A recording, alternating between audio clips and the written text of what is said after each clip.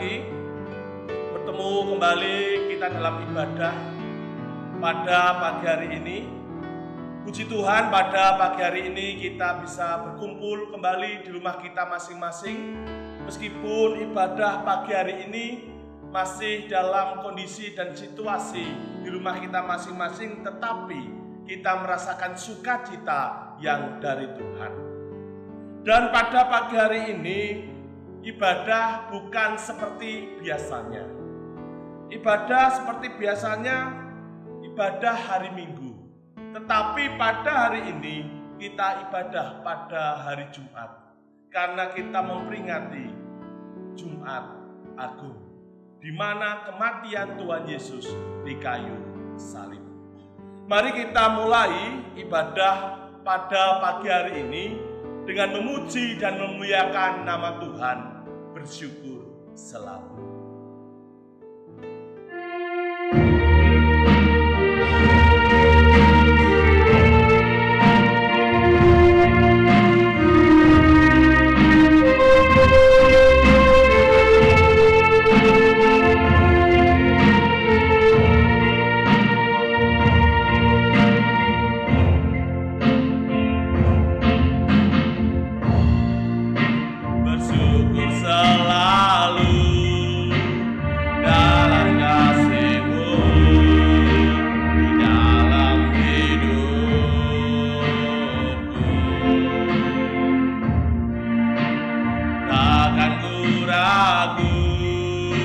Atas rencanamu masa depanku,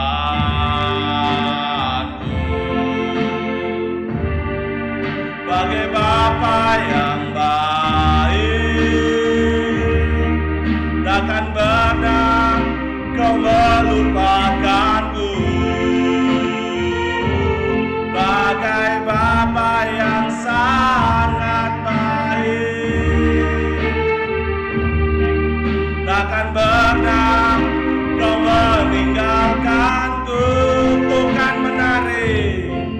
Bukan menari dan bersuka karenamu, oh Yesusku, dan ku kan minum airmu bagai rusa rindu selalu.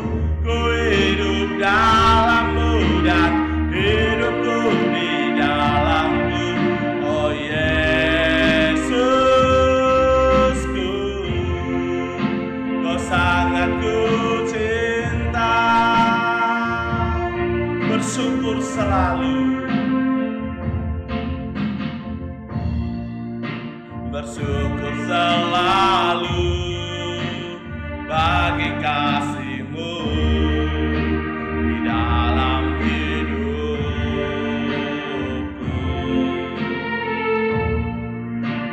Takkan ku ragu atas rencana-Mu untuk masa depanku,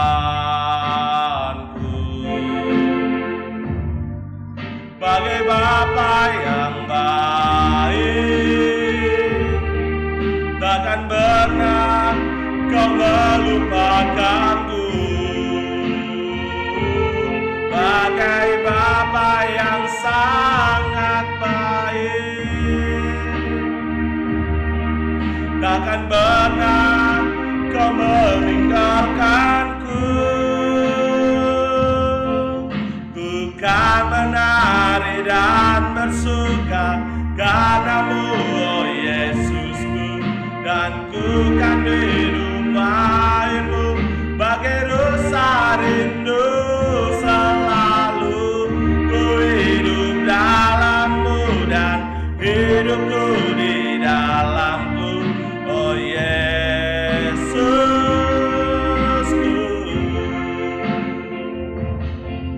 Ku kan menari dan bersuka karenamu, oh Yesusku, dan ku kan minum airmu bagai rusa rindu selalu.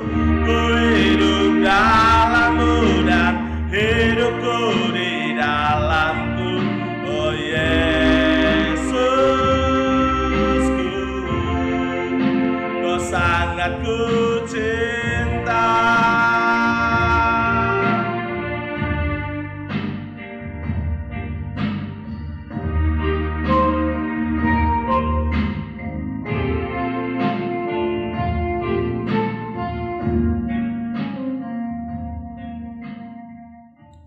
Puji Tuhan, kita semua sudah memuji dan memuliakan nama Tuhan. Semuanya itu untuk kemuliaan namanya. Bapak, Ibu, dan Saudara yang dikasihi dalam nama Tuhan Yesus Kristus. Sebelum kita mendengarkan dan merenungkan firman Tuhan untuk mendasari ibadah Jumat Agung pada pagi hari ini, terlebih dahulu kita bersatu dalam doa. Mari kita berdoa. Tuhan Yesus, di pagi hari ini kami bersama jemaat-Mu kembali datang ke hadirat-Mu Tuhan, mengucap syukur kepada Engkau, sebab kasih setia-Mu kami rasakan setiap saat. Terbukti pada pagi hari ini Tuhan, kami beribadah di rumah kami masing-masing Tuhan, tetapi kami merasakan sukacita karena kasih-Mu nyata dalam kehidupan kami hari lepas hari Tuhan. Tuhan Yesus Kristus, pada pagi hari ini hamba-Mu akan memberitakan sedikit kebenaran firman-Mu Tuhan untuk mendasari ibadah Jumat Agung ini. Tuhan sendiri yang akan berbicara kepada hamba-Mu ini Tuhan, sehingga hamba-Mu yang keluar dari mulut hamba-Mu ini bukan kepandaian kepintaran hamba-Mu, tetapi semua hikmat yang dari Engkau Tuhan, sehingga firman-Mu dapat tersampaikan, firman-Mu dapat diterima seluruh jemaat-Mu Tuhan.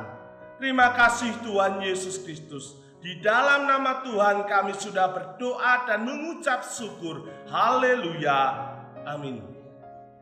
Bapak, Ibu, dan Saudara yang dikasihi dalam nama Tuhan Yesus Kristus, untuk mendasari ibadah Jumat Agung pada pagi hari ini, firman Tuhan terambil dari kitab Yohanes pasalnya yang ke-19 ayatnya 28 sampai yang ke-30. Firman Tuhan pagi hari ini untuk mendasari ibadah Jumat Agung terambil dari kitab Yohanes pasalnya yang ke-19 ayatnya 28 sampai yang ke-30. Beginilah firman Tuhan. Yesus mati. Sesudah itu, karena Yesus tahu bahwa segala sesuatu telah selesai, berkatalah ia, supaya genaplah yang ada tertulis dalam kitab suci, aku haus. Di situ ada suatu bekas penuh anggur asam. Maka mereka mencucukkan bunga karang yang telah dicelupkan dalam anggur asam pada sebatang hisop, lalu menunjukkannya ke mulut Yesus. Sesudah Yesus meminum anggur asam itu, berkatalah ia, sudah selesai. Lalu ia menundukkan kepalanya dan menyerahkan nyawanya. Amin. Bapak, Ibu, dan Saudara yang dikasihi dalam nama Tuhan Yesus Kristus, Jumat Agung adalah hari di mana kesengsaraan Tuhan Yesus, kematian Tuhan Yesus di kayu salib. Bapak, Ibu, dan Saudara yang dikasihi dalam nama Tuhan Yesus, ada sebuah cerita tentang pengorbanan. Ada keluarga di mana keluarga tersebut seorang nenek dan seorang cucu. Karena apa? Karena cucu ini kedua orang tuanya sudah meninggal. Kedua orang tuanya ini kecelakaan sehingga mengakibatkan meninggal dan cucu ini yatim piatu. Nah, cucu ini dan nenek ini hidup di sebuah perkampungan. Dalam hidup si cucu ini, dia mempunyai angan-angan, dia mempunyai cita-cita. Nanti kalau besar menjadi seorang polisi. Nah, di dalam keinginannya, di dalam cita-citanya yang ingin menjadi seorang polisi, anak ini harus bersekolah. Dan si nenek ini, di mana setiap harinya dia harus mencukupi kebutuhan keluarga dan juga kebutuhan sekolahnya, pekerjaan nenek ini adalah seorang pencari kayu. Nenek ini seringkali setiap hari dia mencari kayu di hutan. Untuk apa? Untuk dijual. Dan uangnya dapat digunakan untuk biaya sekolah dan untuk biaya kebutuhan setiap hari. Dan setiap hari ini dilakukan oleh nenek ini untuk mencukupkan kebutuhan keluarga. Lalu si cucu ini dengan semangat, dengan giat, dia selalu bersekolah dengan semangat luar biasa. Karena apa? Ingin mencapai cita-citanya menjadi seorang polisi. Nah, si nenek ini setiap harinya adalah seorang pencari kayu, dan tetangga-tetangganya mendengar bahwa cucunya ingin menjadi seorang polisi. Nenek ini dihina, nenek ini dicaci maki. Alah, wong ora duwe wae pekerjaane tukang kayu golek kayu, nok hutan kok duwe angan-angan nyekolahno cucu kok dadi polisi. Nah, tetapi di dalam hati hidup nenek ini, dia semangat untuk mencari kayu dan uangnya untuk biaya-biaya sekolah. Setelah cucu ini sekolah TK, SD, SMP, SMA, lalu anak ini mendaftar polisi. Puji Tuhan, apa yang terjadi? Anak ini diterima menjadi seorang polisi. Melalui pengorbanan nenek, di mana dia menjadi seorang pencari kayu, cucunya bisa menjadi seorang polisi. Sama halnya pada pagi hari ini firman Tuhan, di mana pengorbanan Tuhan Yesus untuk menyelamatkan umat manusia ini dinyatakan. Apa yang dinubuatkan oleh para nabi dalam perjanjian lama digenapi dalam perjanjian baru. Akan datang juru selamat, yaitu anak manusia, datang ke dunia, yaitu Yesus, melalui pengorbanannya di kayu salib. Tuhan Yesus menjadi korban yang sejati. Tuhan Yesus adalah orang yang benar, tetapi banyak orang yang mencaci, banyak orang yang menolak. Dan juga Bapak Ibu, di mana kita bisa melihat di televisi film Tuhan Yesus, di mana di situ Tuhan Yesus dicaci maki, Tuhan Yesus diludahi, Tuhan Yesus dipukul, dicambuk, lalu disalib dan di kayu salib pada hari Jumat. Dalam firman Tuhan yang sudah kita baca, sudah selesai. Maksudnya apa? Maksudnya misi Tuhan Yesus menjadi korban yang sejati untuk menebus dosa-dosa umat manusia dalam karya penyelamatannya sudah selesai. Nah, Bapak, Ibu, dan Saudara yang dikasihi dalam nama Tuhan Yesus Kristus, pada pagi hari ini saya memberikan tema pengorbanan Tuhan Yesus tidak akan sia-sia. Ini Bapak Ibu, ya. Saya memberikan tema pengorbanan Tuhan Yesus tidak akan sia-sia. Nah, Melalui pengorbanan Tuhan Yesus di kayu salib, mati di kayu salib, dipaku, darahnya mengalir di kayu salib, pengorbanannya luar biasa. Nah, melalui pengorbanan Tuhan Yesus di kayu salib, kita akan belajar bagaimana kita bisa mengerti tentang pengorbanan Tuhan Yesus. Melalui pengorbanan Tuhan Yesus di kayu salib, yang pertama yang harus kita mengerti, Tuhan Yesus menghapus dosa manusia. Ini Bapak Ibu. Melalui pengorbanan Tuhan Yesus menghapus dosa manusia. Sebab apa? Sebab setelah manusia jatuh dalam dosa, terputusnya hubungan antara Allah dengan manusia. Kita tahu bahwa sebelum manusia jatuh dalam dosa, manusia hidup bersama dengan Allah. Pada saat itu Adam dan Hawa. Mereka tinggal di Taman Eden. Dan Tuhan memberikan perintah kepada Adam dan Hawa tidak boleh makan buah pengetahuan yang baik dan yang buruk. Tetapi apa yang dilakukan Hawa dan Adam ini sudah tahu diperintahkan kepada Tuhan tidak boleh memakan buah pengetahuan yang baik dan yang buruk. Tetapi Hawa dan Adam ini tetap memakannya. Lalu apa yang terjadi? Yang terjadi adalah dosa.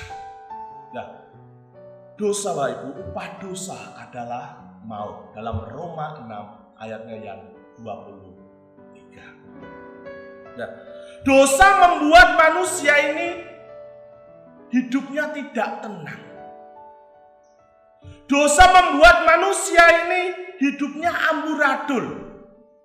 Dan dalam perjanjian lama, setiap orang yang meminta pengampunan dosa kepada Allah selalu membawa korban bakaran baru menerima pengampunan dosa.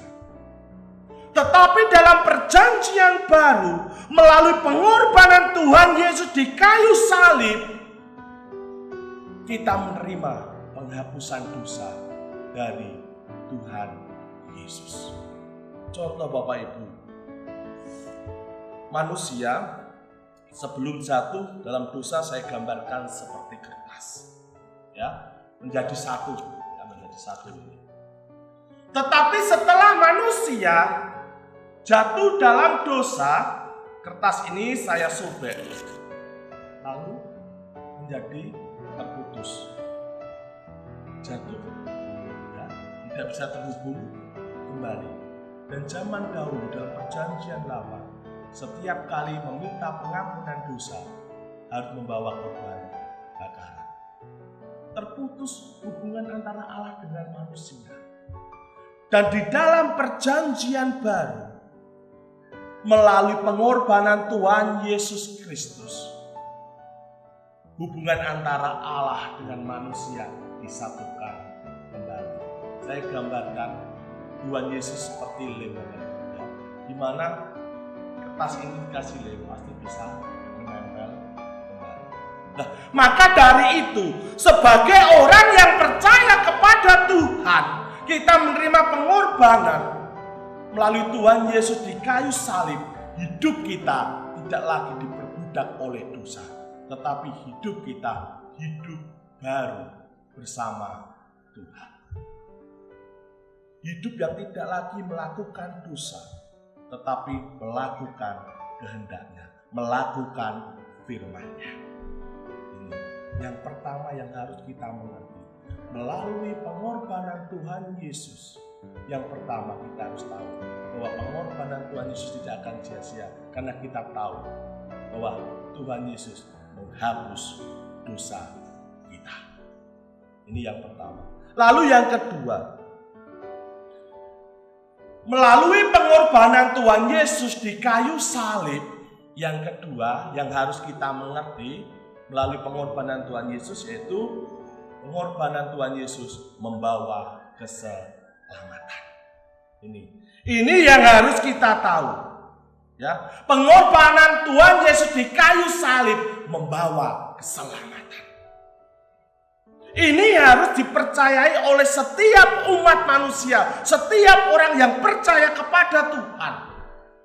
Harus tahu bahwa Tuhan Yesus Kristus adalah juru selamat bagi kita. Bapak, Ibu, dan Saudara yang dikasihi Tuhan Yesus Kristus, keselamatan itu hanya di dalam Tuhan. Tidak ada Allah lain selain Tuhan Yesus yang menjadi juru selamat bagi kita. Dia yang menjamin keselamatan bagi kita.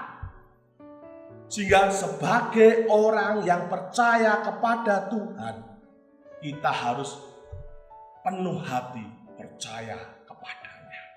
Karena di Yohanes 3 ayat 16 jelas.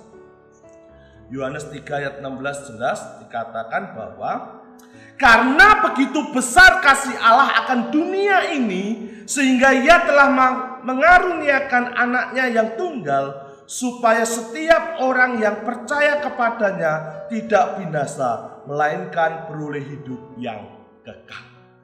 Ini jelas Allah mengasihi umatnya. Allah mengasihi kita melalui Tuhan Yesus datang ke dunia untuk menebus dosa-dosa kita, sehingga kita mendapatkan keselamatan.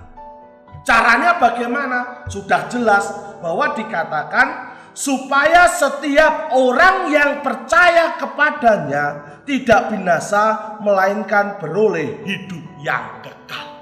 Kuncinya kita menerima keselamatan yang dari Tuhan melalui pengorbanan Tuhan Yesus di kayu salib, yaitu kita percaya. Dan percaya kepada Tuhan bukan hanya 1 jam, 2 jam, 3 jam, bukan. Tetapi setiap waktu, setiap saat kita mengutamakan Tuhan, kita menyembah Tuhan, kita percaya Tuhan, karena Dialah juru selamat kita. Sehingga apa? Sehingga kita akan menerima hidup yang kekal. Bapak, Ibu, dan Saudara yang dikasihi dalam nama Tuhan Yesus, berbicara tentang keselamatan umat manusia saat-saat ini, percaya kepada Tuhan setengah-setengah. Buktinya apa? Bapak, Ibu, saya pernah menemui orang di mana dia sudah mengaku percaya kepada Tuhan, tetapi di dalam, maaf Bapak Ibu, ini di dalam dompetnya berisikan ake, ya, berisikan keris.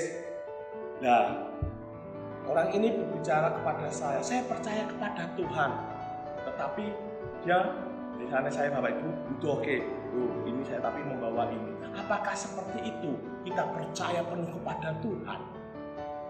Tidak. Percaya penuh kepada Tuhan, kita menyerahkan seluruh hidup kita. Kita tidak lagi memakai jimat-jimat, ya. Tapi kadang orang yang kaya Bapak Ibu juga berpikiran, saya punya harta yang banyak, saya punya harta yang berlimpah, itu membawa keselamatan bagi saya. Tapi kalau di saat sakit, ya, di saat sakit dan harta yang berlimpah itu untuk berobat dan itu tidak sembuh, apakah harta yang berlimpah itu menyelamatkan? Jimat yang dianggap mempunyai kekuatan besar itu membawa keselamatan? Tidak. Keselamatan hanya di dalam Tuhan. Dikatakan dalam Yohanes 14 ayat 6 jelas. Dalam Yohanes 14 ayat 6 jelas. Kata Yesus kepadanya, "Akulah jalan dan kebenaran dan hidup. Tidak ada seorang pun yang datang kepada Bapa kalau tidak melalui Aku." Ini jaminan, yaitu keselamatan hanya di dalam Tuhan. Keselamatan melalui Tuhan Yesus. Maka dari itu, Bapak Ibu, kita selalu mendengar firman Tuhan. Tanamkanlah dalam hati kita. Lakukanlah firman Tuhan itu. Jangan firman itu masuk kuping kanan, keluar kuping kiri. Tetapi firman itu harus kita tanamkan dalam hati kita, hidup kita, sehingga kita melakukan firman Tuhan. Sehingga keselamatan itu ada pada kita. Inilah itu. Ini yang harus kita mengerti. Betapa besar pengorbanan Tuhan Yesus di kayu salib.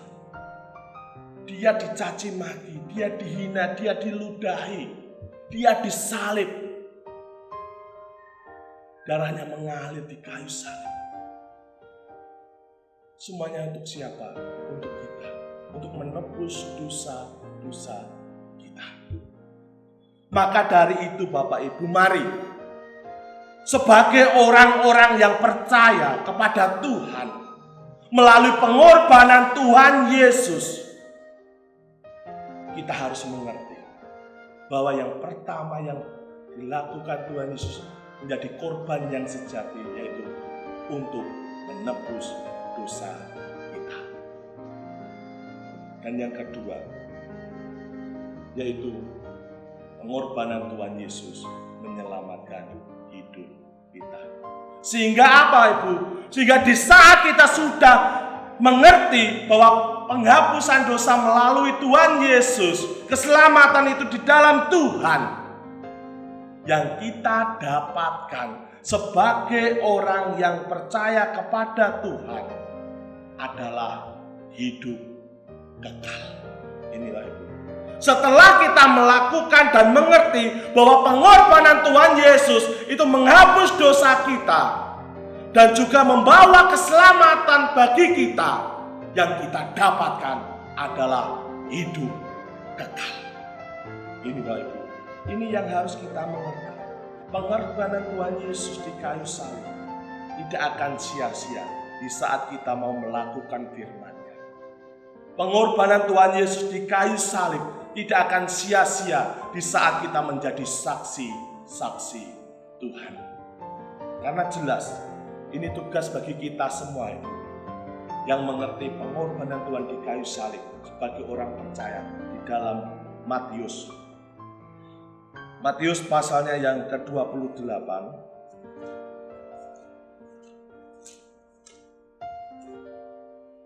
ayatnya yang ke-19 ini.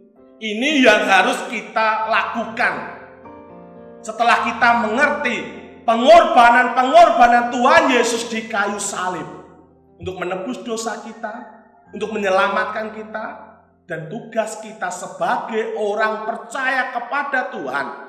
Kita bisa melihat dalam Matius 28 ayat 19. Beginilah firman Tuhan. Karena itu pergilah, jadikanlah semua bangsa muridku, dan baptislah mereka dalam nama Bapa dan Anak dan Roh Kudus. Kita mempunyai tugas yang dari Tuhan untuk menjadi saksi-saksi Tuhan. Di dalam Matius 28 ayat 19 jelas. Karena itu pergilah. Kita disuruh untuk pergi. Jadikanlah semua bangsa muridku, dan baptislah mereka dalam nama Bapa dan Anak dan Roh Kudus. Ini yang menjadi bagian kita, ini yang menjadi tugas kita, menjadi anak-anak Allah, menjadi saksi Tuhan untuk memuliakan nama Tuhan. Sehingga apa? Yang kita dapat adalah hidup kekal bersamanya. Amin. Mari kita berdoa. Tuhan Yesus, di pagi hari ini hamba-Mu sudah berhenti memberitakan kebenaran firman-Mu Tuhan. Ini semua bukan kepandaian dan kepintaran hamba-Mu Tuhan, tetapi semua ini hikmat yang dari Engkau Tuhan, dan juga untuk menyelamatkan kami dari dosa Tuhan. Terima kasih Tuhan Yesus Kristus. Tuhan, kami juga berdoa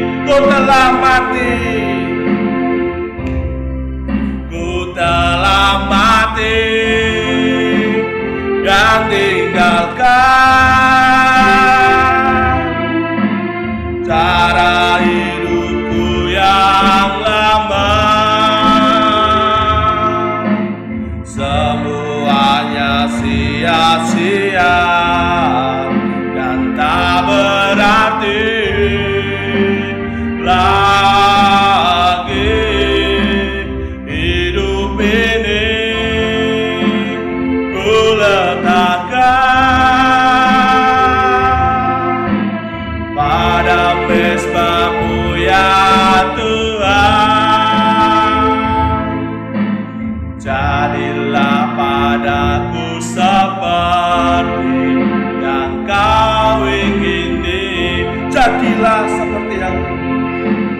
Jadilah padaku seperti yang kau ingini. Jadilah padaku seperti yang kau ingini. Selamat pagi, selamat beribadah di rumah masing-masing. Tuhan Yesus memberkati. Amin.